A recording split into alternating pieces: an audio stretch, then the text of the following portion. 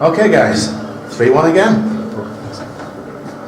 Yeah, no, good result. A little bit sloppy first half. I felt we should have, once Cookie had got the first goal, needed to kick on from there and really stamp our authority. And we then got sloppy possession, and that led to 10-15 minutes where they were able to get back in and scored a free kick, and 1-0 at half time doesn't really show the half, but because we were sloppy, that's what it was going in there. Then 1 each, as you say, at half time, and then it took a good while in the second half, but the more the game went on, it always looked like it was only going to be one side would get the decisive goal.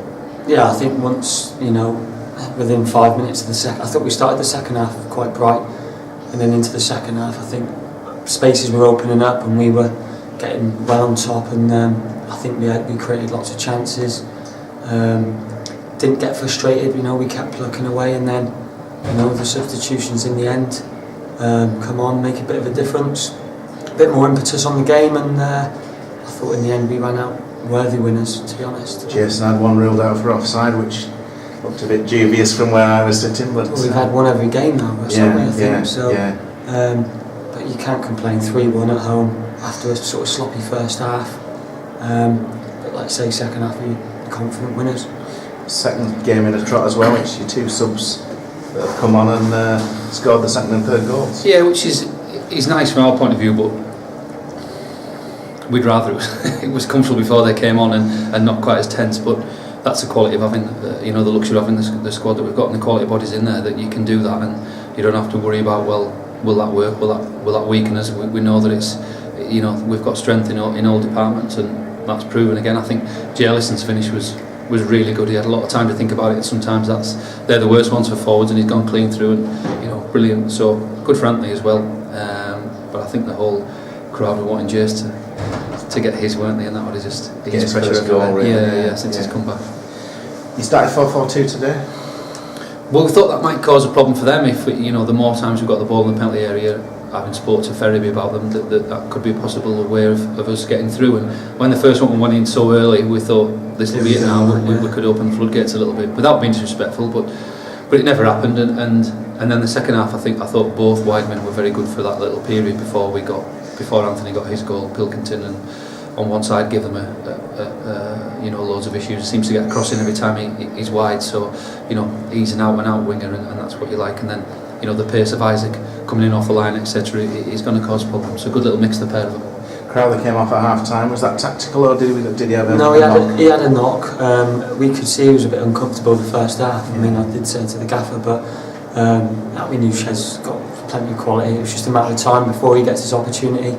It's trying to keep him level-headed and not getting too frustrated. But again, he's come on and been the Sam Sheridan we all know, and we'll know what his quality is, and I thought he was exceptional second half. So we've got 6 points out of 9, which I think at 4:45 this time last week we'd have snatched your hands up for. Yeah, it's a mad week, isn't it? Go and lose at Boston. And we're 9 points out of 9 on top of the table. And then we've had 2 good wins at home, really, and I still think there's a load more to come. Yeah, you were still not firing on all cylinders, but with a largely new squad, you wouldn't expect that after 3 games. No, I don't think so. Even though pre-season there's been a few games and time for them to be together.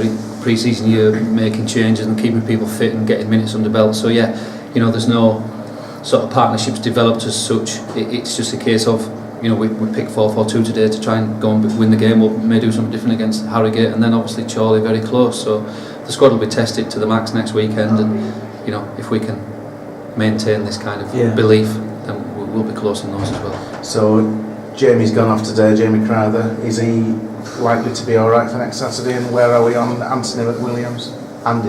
Yeah, unsure really. Jay will obviously be assessed next 48 hours. He could be struggling, he could not be. Macca probably might just be a little bit early next Saturday, maybe. There's no chance. Another week. But like I say, you look at the squad, Russ, the subs are coming on. I mean, Ted the other night put the ball in for Wills. Wills has scored, Pilks has put the ball in Tuesday night, and then today, the same's happened. So games are going to be won off the bench, and that's the good thing about it. Yeah, especially at this level with part-time players.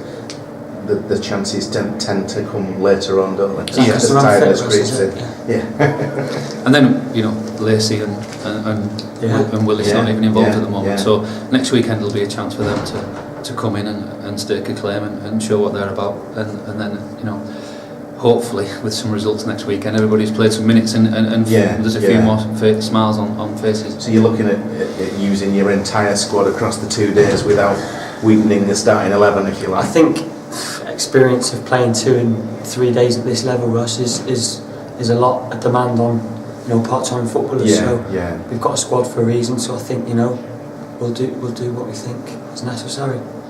Excellent. Thank you. Thank you. Cheers. How's your back?